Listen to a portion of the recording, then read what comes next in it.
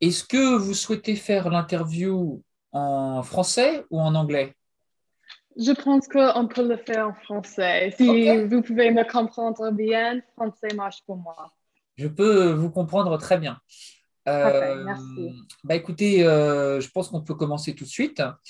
Donc, je vais vous poser quelques questions, voilà, et puis le but, ce sera de répondre, si possible, en illustrant, euh, essayer de raconter un peu vos expériences personnelles. D'accord, Voilà. d'accord, je Et comprends. si vous, if you don't understand something, you can just say, hey, help, please stop. OK? Parfait, oui, merci. Bon, alors, je vous avais envoyé les questions en anglais, mais on peut les faire en français. Oui, oui. Alors, d'abord, je vais vous mettre en speaker view. Voilà. Alors, bonjour Ella. Est-ce que vous pourriez vous Bonjour. présenter brièvement pour tous nos followers donc de l'American Journal of French Studies qui ont déjà pu par le passé entendre parler des programmes TAPIF, mais je pense que vous pourriez nous dire, voilà, vu que vous avez fait le programme, je crois, récemment, Oui, euh, oui. je pense que ce serait très intéressant que vous nous disiez comment était votre expérience. Et puis, évidemment, d'où vous venez aux États-Unis, voilà, qui vous Oui, êtes. oui. Parfait. Je m'appelle Ayla. Je viens du Michigan aux États-Unis. Euh, j'ai obtenu mon diplôme. J'ai étudié les sciences politiques et le français. Je l'ai obtenu en mai 2020. Alors, en octobre 2020, j'ai commencé le programme TAPI. J'ai habité dans une petite ville qui s'appelle Poitiers pendant 7 mois et je travaillais comme assistante de langue anglaise. C'était vraiment une expérience incroyable pour moi. Je l'adorais. Ok, super. Alors, par exemple, est-ce que vous pourriez nous dire comment est-ce que vous avez entendu parler du programme TAPIF? Est-ce que c'était un ami? Est-ce que c'était votre professeur? Est-ce que c'était à l'école ou vos parents peut-être? Oui, Et est-ce que c'était difficile de candidater ou pas? bien sûr. Alors, j'ai entendu de le programme TAPIF pendant l'université parce que pour moi, je n'avais aucune idée de ce que je voulais faire après je finir l'université. Alors, mon conseiller scolaire et mes professeurs de français me l'a recommandé. Et j'avais pas des autres projets pour après l'université, alors j'ai dit pourquoi pas, je vais l'essayer. Alors oui, et le processus pour la candidature, en vrai, c'était pas difficile du tout. C'était simple, direct, clair. Um, oui, c'était facile et oui. D'accord, très bien. Alors, est-ce que vous pouvez nous rappeler le nom de votre université? Oh oui, j'ai étudié à l'Université du Michigan, the University of Michigan, à Ann Arbor. D'accord, très bien. Et alors, est-ce qu'il y a beaucoup d'élèves de l'Université du Michigan qui font le programme TAPIF en général? Oui, en général, je pense non, il n'y a pas beaucoup des autres élèves qui l'ont fait. En général, le département français, c'est très, très, très bon, mais c'est pas très grand. Um, euh, je ne connais pas d'autres personnes qui ont fait le programme de mon université pendant le même temps que moi.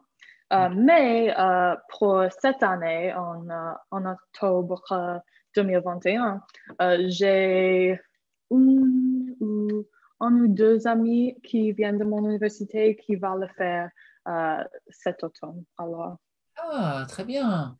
Et est-ce que c'est vous qui avez parlé du programme TAPIF à vos amis? C'est comme ça qu'elles ont... Oui, Ah, c'est très bien. D'accord. oui, c'était moi. Je pense qu'ils ont vu euh, mes photos et tout ça sur Facebook ou des choses comme ça. Et ils m'ont demandé des questions sur le programme et je les ai recommandé. Alors, ils vont la faire aussi. Ah, très bien, très bien. Ah oui, vous êtes un peu comme une ambassadrice du programme TAPIF. Oui, Gratuit. un petit peu comme ça, je pense, oui. Très bien, très bien. Alors, est-ce qu'il y a des choses que vous avez trouvées difficiles lors du processus de candidature ou est-ce que chaque étape était facile à comprendre? Est-ce que votre professeur ou votre école vous a préparé ou vous l'avez fait toute seule et c'était vraiment sans difficulté ou est-ce qu'il y en avait? À mon avis, mon conseiller, il me l'a expliqué bien. Alors, je savais bien ce que je dois faire pour la candidature. Je pense que c'était deux lettres de recommandation, um, une lettre d'un prof de français, une lettre de motivation. Et d'autres que ça, c'était juste les petites questions sur euh, votre histoire de voyager en France et est-ce que vous avez travaillé avec les enfants avant? Est-ce que vous avez enseigné avant? Oui, c'était direct, c'était pas trop compliqué du tout, mais aussi j'avais l'aide de mon conseiller. Alors, Ça s'est bien passé, je comprends. Et alors, est-ce que vous avez une relation particulière avec la France? Est-ce que vous étiez déjà allé en France avant ou est-ce que c'était quelque chose de complètement nouveau? ah oui, je pense que j'ai une relation avec la France. J'adore la France. La première fois que je suis allée en France, c'était quand j'avais 16 ans. Ah, Et oui, et j'ai fait un petit programme d'échange. C'était pour la musique, vraiment. C'était pendant l'été. Je suis restée en France pendant 2 mois, je crois, avec les familles d'accueil dans les villes différentes, à Lyon, dans le sud, au nord. Et je ne parlais pas en son mot de français quand j'étais là, pas un mot. Et après cette expérience, j'ai commencé d'apprendre le français parce que je l'aimais trop. Alors, quand je suis commencé l'université, j'ai commencé d'apprendre le français et aussi j'ai étudié à Paris pendant un semestre, ma troisième année de l'université. Alors, c'était vraiment mon quatrième fois en France. Alors, j'étais un petit peu familière avec la France, oui. vous aviez de l'expérience. Et alors, votre amour du français, est-ce que ça vient de votre famille ou est-ce que c'est simplement de la curiosité personnelle? Est-ce que il y a une raison pour laquelle vous aimez le français en particulier ou peut-être dans votre lycée il n'y avait que le français, peut-être? Je ne sais pas. Alors, mon lycée, quand j'étais au lycée, um, la seule langue que vous pouvez apprendre, c'était l'espagnol. Le français n'était pas une option. Alors, c'était une petite lycée. Je viens d'une petite ville. Mais je pense que mon amour de la France et la culture vient de la peuple que je suis rencontrée pendant que j'étais en France la première fois. Mes familles d'accueil, je reste toujours en contact avec mes familles et je suis vraiment proche à pas toutes les familles, mais quelques familles avec qui je suis restée. Alors, je pense que mon humour a commencé grâce à mes familles d'accueil, vraiment, oui. Ah, très bien, très bien, très bien. Alors, est-ce que vous pouvez nous raconter votre arrivée en France avec le programme TAPIF? Comment ça se passe alors? Est-ce que vous prenez votre avion toute seule et ensuite vous arrivez en France et vous prenez un bus pour aller à Poitiers ou comment ça se passe? Est-ce que vous avez conduit une voiture? Alors, j'ai pris l'avion de Chicago à Amsterdam et un autre avion à Amsterdam à Paris. D'accord. Et après, j'ai pris le métro de Charles de Gaulle à Gare Montparnasse, je pense, à Paris. Alors, j'ai pris le train de Paris à Poitiers. C'était peut-être 1 heure et demie. C'était pas trop long du tout. C'était facile et comme j'ai dit, j'ai connu Paris et la transportation française vraiment bien. Alors, pour moi, c'était pas difficile. Et quand je suis arrivée à Poitiers, j'avais une enseignante qui m'a récupérée et je suis restée avec elle pendant 1 mois jusqu'à ce que j'ai trouvé l'appartement. Et oui, Ah, d'accord, oui. Donc vous êtes resté donc chez l'habitante entre guillemets, oui. la professeure. Et est-ce que c'était difficile de trouver un logement ou pas? Oui, en général, c'est vraiment difficile. Mais j'avais de la chance parce que les assistants qui étaient dans ma vie avant moi, les années avant moi, ils ont tous resté dans le même appartement. Alors, l'appartement était passé à moi.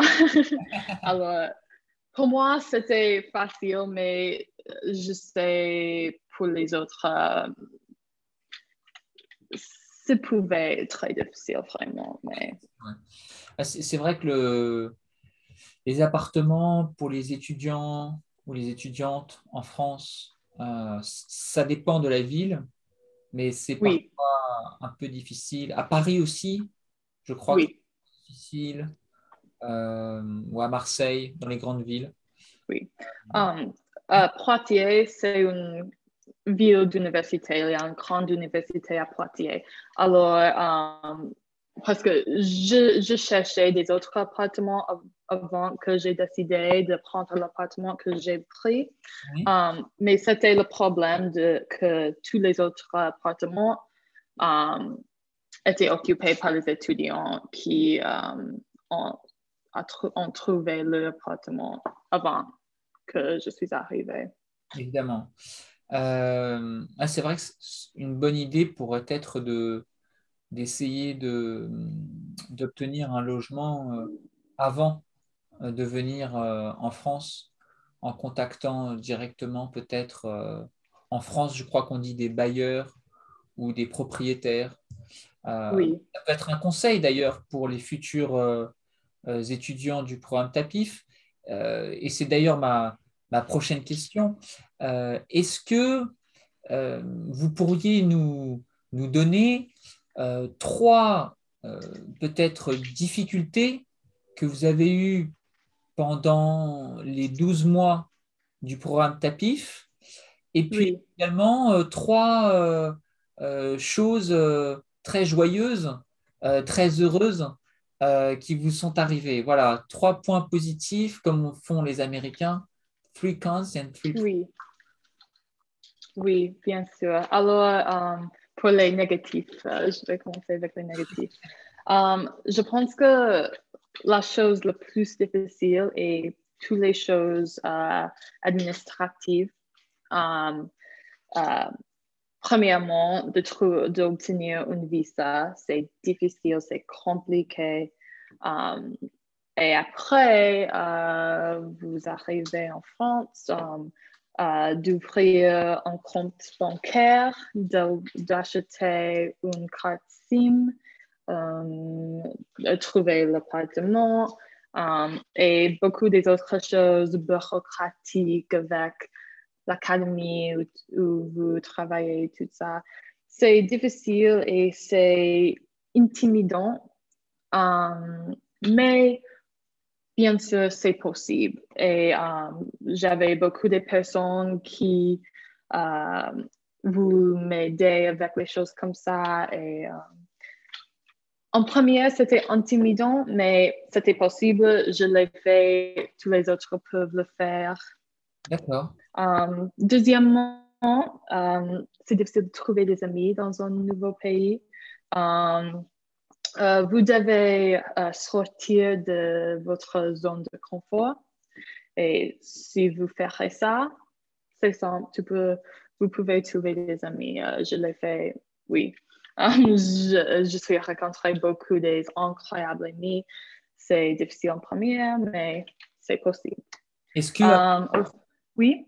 quand vous rencontrez les amis, est-ce que vous avez fait partie de clubs ou d'associations ou vous êtes simplement sortis dans des bars, peut-être? Est-ce qu'il y a une méthode Alors, en France? j'étais en France pendant le COVID. Alors, je ne pouvais pas rencontrer les amis dans les clubs, les restaurants. Une chose que moi et mes colocs ont fait est aller au parc. On peut se rencontrer les autres là. J'avais une amie qui a eu un cours de français avec les autres étudiants internationaux d'Erasmus. Alors, on s'est rencontré beaucoup des étudiants d'Erasmus de l'université. C'était plus difficile avec le COVID. Alors, typiquement, je pense que ce n'est pas aussi difficile. Normalement, ouais. Mais oui. Non, c'est une bonne expérience que vous nous racontez, car c'est vrai que pendant la période du Covid, c'est peut-être plus difficile de créer des relations, Oui, oui, bien sûr. faire des activités avec d'autres personnes, comme le sport Mhm. ou d'autres choses. Mais vous avez réussi, donc c'est possible. Oui, oui. Et aussi, une chose qui était très utile était le groupe de Facebook pour TAPIF. Il y a un groupe de chaque académie. Alors, vous pouvez rencontrer des autres qui sont les assistants dans votre académique. Alors, ça, c'est comment j'ai rencontré beaucoup des amis aussi. Superbe, superbe. Donc ça, c'était le deuxième point. Les- Oui. la difficulté parfois pour créer des relations. La troisième chose, je dois dire le COVID, c'est pas applicable à tous les assistants au futur, peut-être pas, mais c'était un petit peu effrayant, bien sûr. Euh, je devrais faire attention, je devrais être très attentive, très préparée, très flexible, Ah, mais j'étais préparée pour ça, je pense. Je savais la situation avant que je suis arrivée. Alors, pour moi, c'était pas trop difficile, mais c'était plus difficile que le programme est typiquement. c'est ça. Est-ce que vous avez des amis ou des collègues qui ont eu des problèmes avec le Covid, peut-être? Ou est-ce que vous avez tous pu rester en bonne santé? Moi, je ne connais personne qui a obtenu le virus pendant que j'ai fait le programme. J'avais une école qui était fermée pendant une semaine parce que l'école avait, je pense, 7 cas de COVID, mais c'était tout. Et comme j'ai dit, on était vraiment attentif pour être en bonne santé et tout ça. Alors. Bon, donc vous êtes toujours vivante. Oui, oui. Et les trois choses positives. Allez, Alors, la première chose, c'est pas quelque chose pour laquelle les Français sont vraiment connus, mais c'est quelque chose que j'ai vu beaucoup de fois, comme j'ai dit avec mes autres expériences en France, c'est l'hospitalité des Français. Um, uh, je me suis sentie vraiment bienvenue en France et c'est à cause des Français. Comme j'ai dit avant, j'avais une prof qui m'a accueillie et je suis vraiment reconnaissante pour ça. Et chaque prof avec qui j'ai travaillé, ma conseillère pédagogique, ils étaient sûrs de m'aider avec toutes les choses. Oui, je suis vraiment reconnaissante pour l'hospitalité des Français. d'accord, il vous Um, dit à chaque fois que vous aviez des questions, c'est ça? oui, oui, oui. Ouais, je pense que les Français étaient aussi très contents d'avoir une Américaine pour enseigner l'anglais. Donc, Exactement, ils prennent oui, soin de vous. c'est ça. Et la deuxième chose, je ne pouvais pas ne parler pas de la nourriture française. Je l'adore. C'est typique, mais c'est une réponse typique. Mais le fromage, le pain, le vin, je l'adore tout. Le café, le chocolat, je l'adore vraiment. Il n'y a rien comme ça aux États-Unis, à mon avis. Alors, les boulangeries, tout ça, je l'adore. Est-ce que d'ailleurs, vous pourriez comparer un petit déjeuner dans le Michigan et un petit déjeuner en France? Qu'est-ce que vous prenez dans le Michigan comparé à la France? En Michigan, je n'aime pas vraiment le petit déjeuner. Je n'aime pas les choses typiques d'un petit déjeuner américain, comme C'est, par exemple. pancakes. Ouais. Euh, je n'aime pas beaucoup des œufs. Euh, c'est pas mes choses préférées. Mais en France, je me serais réveillée et je mange 3 minutes à la boulangerie. Je prends un cappuccino, un pain au chocolat, Hmm, peut-être une pomme, quelque chose comme ça. C'est simple, mais c'est parfait. parfait. Est-ce que avez mangé de la baguette? Je suppose que oui. Oui, oui, bien sûr. Chaque jour. Et est-ce que vous mettez du beurre de cacahuète sur votre baguette ou pas? Non, je ne l'aime pas vraiment. La beurre cacahuète, c'est pas pour moi. D'accord, très bien. Donc ça, c'était, je crois, le deuxième point, la nourriture. Alors, est-ce qu'il y a autre chose encore que vous avez aimé en France? Oui, je pense que une autre chose que j'aime bien de la France, c'est l'histoire. Quand vous marchez dans la ville, dans les rues, tu peux voir vraiment l'histoire et l'âge de la ville dans laquelle vous habitez. Um, et ça, c'est pas quelque chose qui existe aux États-Unis. En France, les bâtiments, les maisons sont plus anciens que mon pays, que les États-Unis. Et ça, c'est vraiment différent pour moi et c'est vraiment cool de voir. Je marche typiquement sur mon promenade et je vois les bâtiments qui disent 1624. Ah oui, Et ça, c'est incroyable pour moi de voir. c'est vrai que c'est une histoire spéciale, comme en plus Poitiers, il y a Mhm. une belle histoire de Poitiers au Moyen Âge. Oui, oui, exactement. Est-ce que d'ailleurs vous, Ayla, et peut-être les Américains, quel regard est-ce que vous avez sur le Moyen Âge? Est-ce que c'est une époque mystérieuse? Est-ce que c'est quelque chose qui est bizarre pour vous parce que votre histoire commence après? Quelle est la vision américaine du Moyen Âge? Oui, alors pour moi, le Moyen Âge, se sont vraiment loin de moi. Je suis complètement déconnectée de cet âge. Mais quand je suis à Poitiers, c'est là. Alors, ça, c'est bizarre parce que je pense que le Moyen Âge comme quelque chose très ancien, mais c'est vrai que c'est pas. C'est vrai, c'est très vrai. C'est assez récent en fait.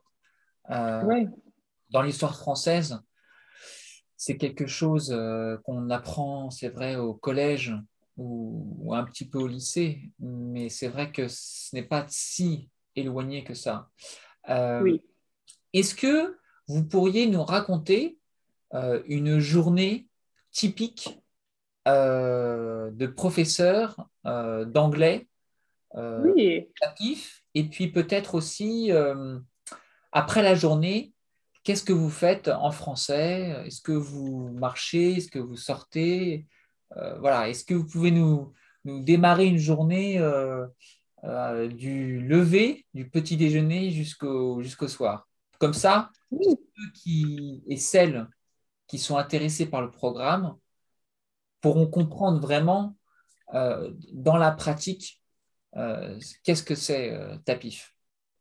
oui, bien sûr. Alors, euh, je me réveille à 6h30 du matin.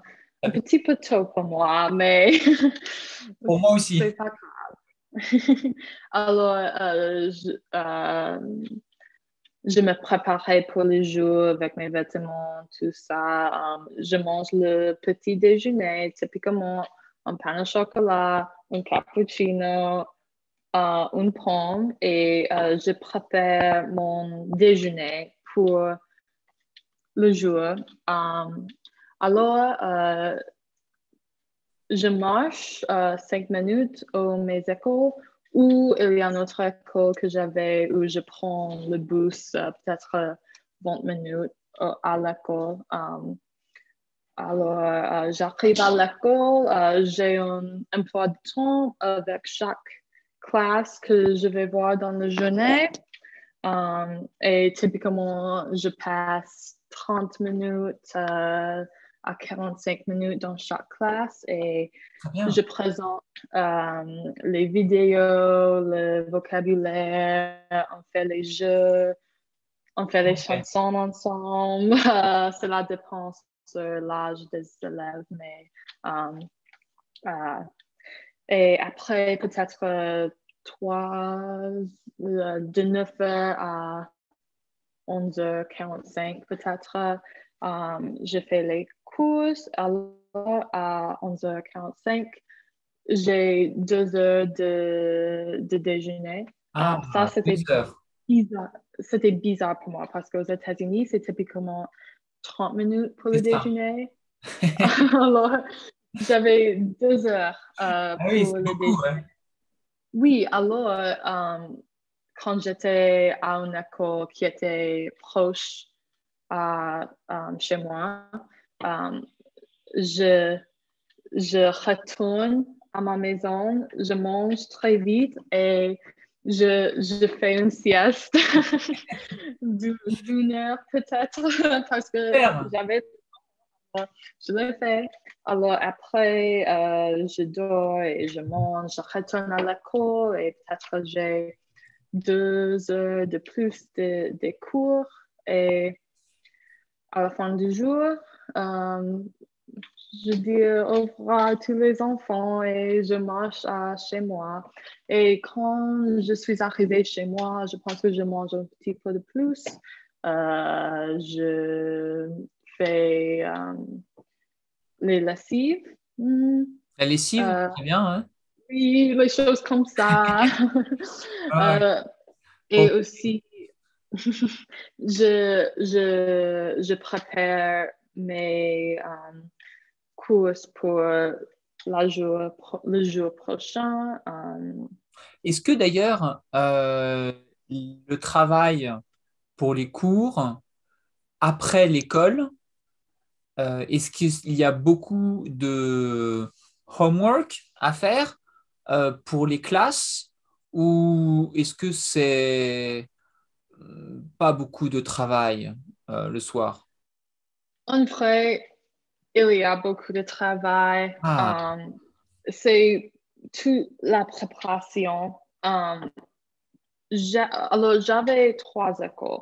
Et pour une école, à je trois écoles. n'avais, oui. Ah oui, Alors, trois écoles. oui.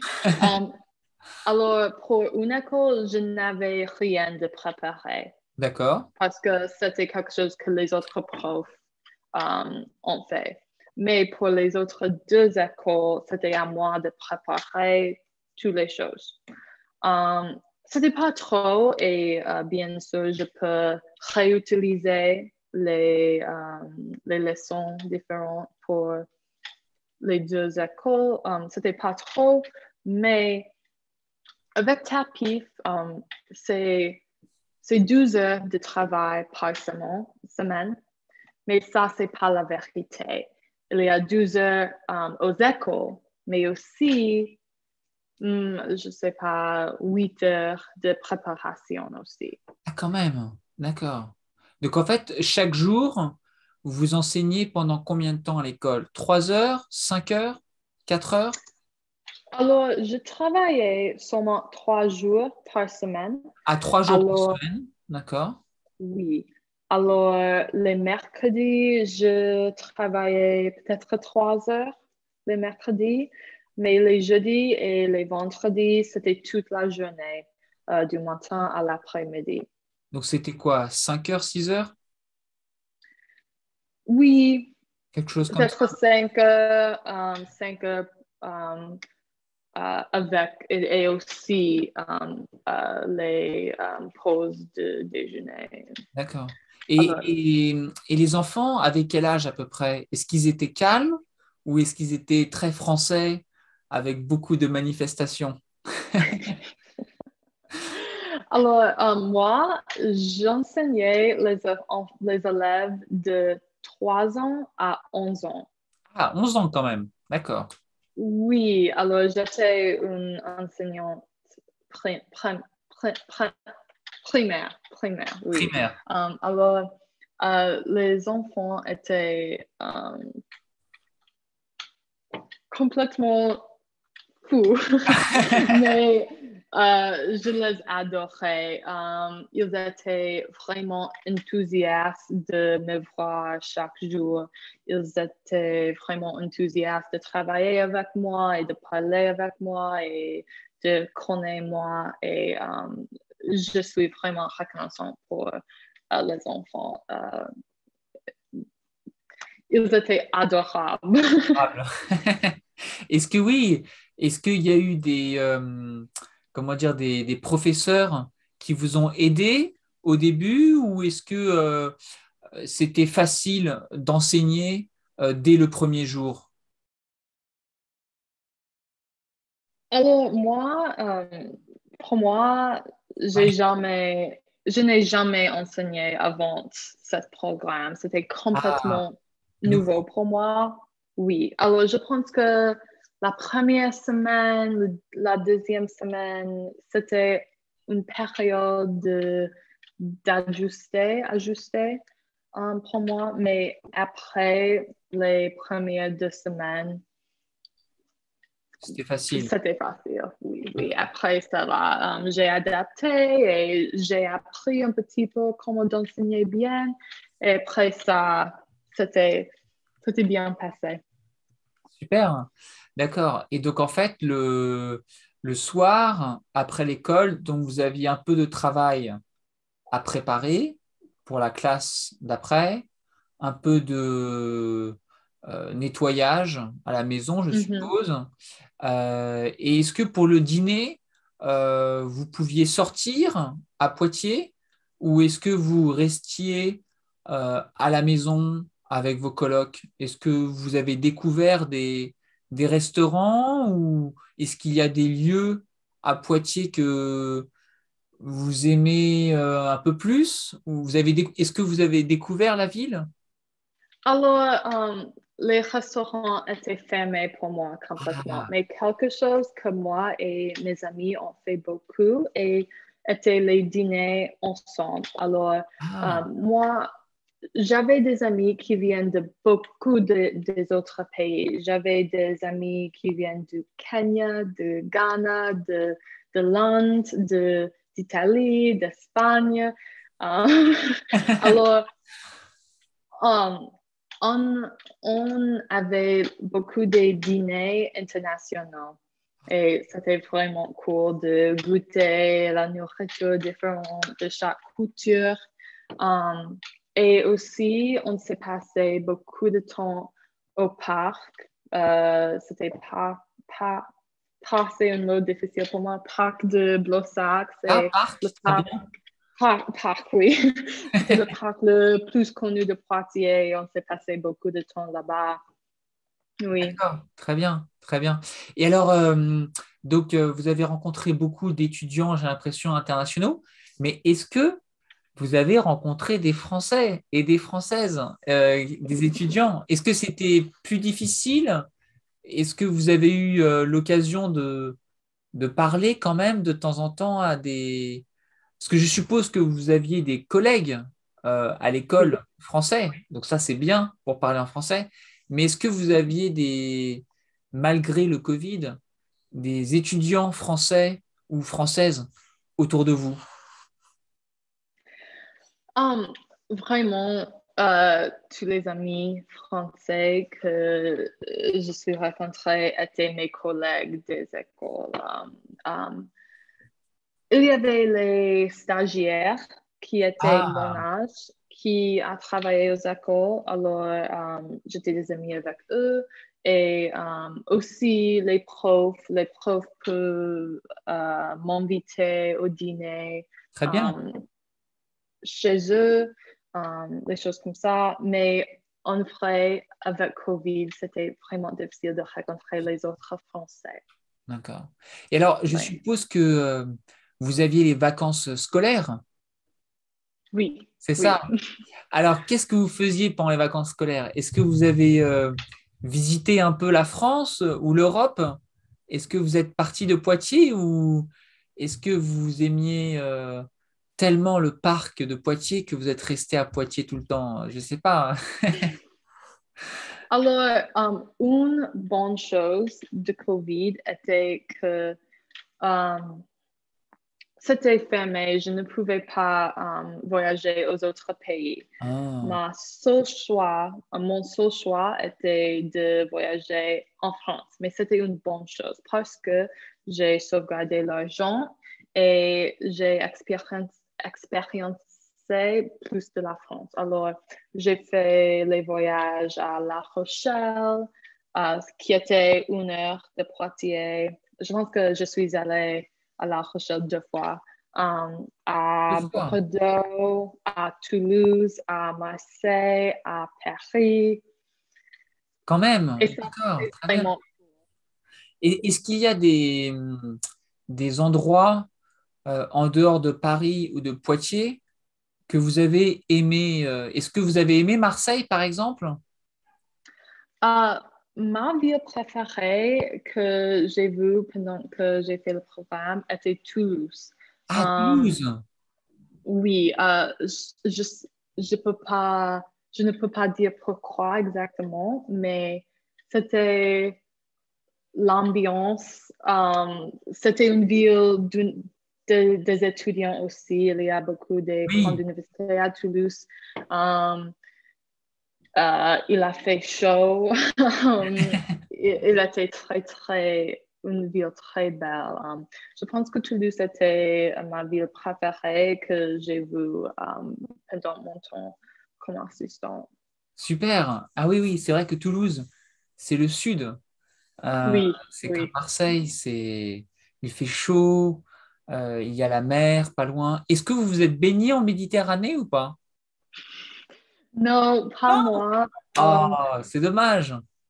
Mes amis l'ont fait, mais pas moi. Pas C'était vous? pas aussi chaud pour moi, ou c'était pas assez chaud pour moi. Ah, Alors non, pas moi.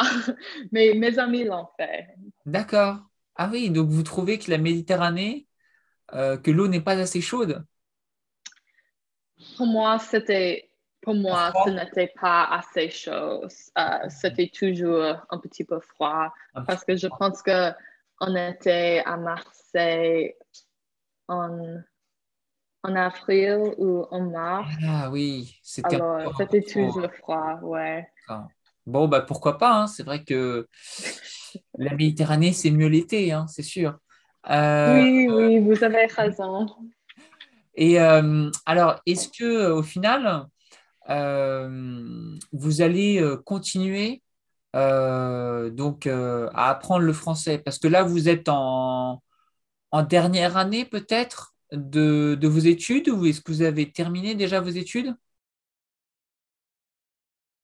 J'ai déjà terminé mes études, mais pour moi, je voudrais bien sûr continuer d'apprendre le français. Mon français n'est pas la meilleure en ce Ah moment. si, si, si, c'est C'est très bien. toujours, merci, mais c'est toujours un but pour moi de continuer. Et aussi, je voudrais apprendre les autres langues maintenant aussi. Ah, très bien. Um, et c'est aussi, comme j'ai dit en premier, j'adore la France. Alors peut-être un jour, je pourrais faire un master en France ou habite en France. Je ne sais pas, c'est possible, mais c'est sûr que je vais y retourner un jour, bien sûr. Ah, parce que c'est vrai que est-ce que vous avez un but professionnel déjà ou des ambitions professionnelles peut-être dans les langues ou dans d'autres métiers peut-être? Parce que vous êtes en Italie en ce moment, je crois. Oui, je C'est suis en ça. Italie en ce moment. D'ailleurs, l'italien n'est pas très loin du français.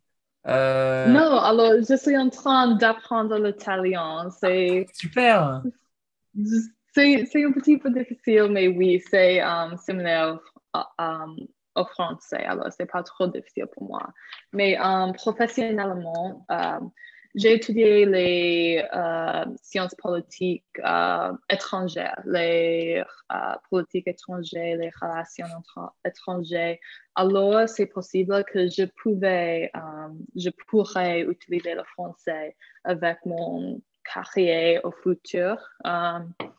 Alors, j'espère que je peux Ben oui, l'utiliser. Ouais. oui, oui. Bah écoutez, je sais qu'avec l'American Journal of French Studies, nous avons déjà interviewé des consuls américains Oui, qui sont en France, qui travaillent en France. Alors, ça pourrait être peut-être une bonne idée pour vous de faire peut-être un stage ou un job dans un consulat, pardon, en France, parce que je crois qu'il y oui, a l'ambassade des États-Unis à Paris, mais il y a aussi un consulat à Bordeaux, à Marseille, à Lyon, et il y en a encore un, je crois, dans le nord, peut-être à Lille ou dans une petite ville à côté.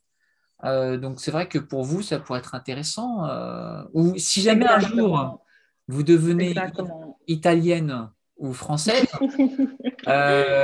vous pourrez même devenir peut-être fonctionnaire européen, voilà, et participer à la politique de l'Union européenne. Ça pourrait être très sympa. Exactement. C'est exactement. J'espère peut-être je pouvais faire quelque chose comme ça. Ben oui, parce que C'est c'est une vrai bonne que idée pour moi. l'Union européenne, pour un Américain ou une Américaine, je pense que c'est intéressant parce que c'est le but de l'Union européenne, c'est un jour de devenir un peu comme les États-Unis, hein, un espèce Oui, de système fédéral. Et c'est vrai que oui, oui. c'est comme si les États-Unis étaient le grand frère et l'Union européenne, c'est la petite sœur. Voilà, et ils essayent de grandir. Donc c'est vrai que je pense que en tant qu'Américain ou en tant qu'Américaine, vous avez une expérience de l'État fédéral qui peut être intéressant pour une carrière dans l'Union européenne. Mais bon, Oui, bien sûr, exactement. je vends votre CV. Voilà. Mais écoutez, est-ce qu'il y a peut-être d'autres choses pour finir cette interview dont vous aimeriez peut-être parler? Est-ce que vous avez peut-être des derniers conseils à donner aux futurs candidats ou candidates pour le programme TAPIF? Euh, je pense que mon conseil la plus grande est sûrement de l'essayer. Vous ne pouvez pas avoir peur parce que, comme j'ai dit, pour moi, c'était quelque chose de complètement nouvel et je suis si reconnaissant que je l'ai essayé. Um, c'est important de n'avoir peur de déménager à un autre pays, de faire quelque chose de nouvel. Vraiment, c'est mon conseil. Et peut-être une dernière question, c'est un peu technique, mais est-ce que vous avez reçu des crédits avec le voyage TAPIF pour votre université ou pas? Non, parce que j'ai fini l'université avant le programme, Ah, juste avant que j'ai avant, fait le d'accord. programme. Ok. Alors, pour moi, c'était juste une expérience, un nouveau travail, oui. En plus, ouais, d'accord. Ouais, ouais. Non, c'est vrai que ça peut être intéressant pour les élèves si jamais ils peuvent valider des cours de français Oui, en faisant oui. le programme TAPIF comme ça. Ils vont en France manger des pains au chocolat et en plus, euh, ils peuvent gagner des crédits et finir leur diplôme plus vite. D'accord, bah écoutez, Oui, peut-être c'est possible. oui, oui, c'est vrai, c'est vrai. Et donc pour l'instant, vous comptez peut-être euh, repartir ensuite dans le Michigan ou vous comptez rester en Italie? Je suis en Italie jusqu'à de, la fin de septembre. D'accord. Alors, je vais retourner au Michigan et j'espère de trouver un travail peut-être à Chicago ou Washington, D.C., quelque chose comme ça. Maintenant, je suis en train de trouver un nouveau travail. Alors, oui. Oui, bah écoutez, je serais très heureux peut-être de vous transmettre les coordonnées du consul de France à Chicago, si vous voulez. Euh, Oui, s'il vous plaît, ce sera incroyable pour moi. oui, Merci. parce que je ne sais pas s'il a un travail dans le consulat, mais il peut vous aider peut-être à, comme on dit, à vous connecter, tu connectes avec peut-être Oui, d'autres oui. entreprises qui ont besoin de francophones comme vous, parce que c'est ça qui est aussi un peu incroyable. Ce sont des personnes comme Oui, bien sûr. voilà, vous venez du Michigan, une petite ville, je ne sais pas, et vous venez en France, Yeah. ça y est, vous faites partie de la famille francophone.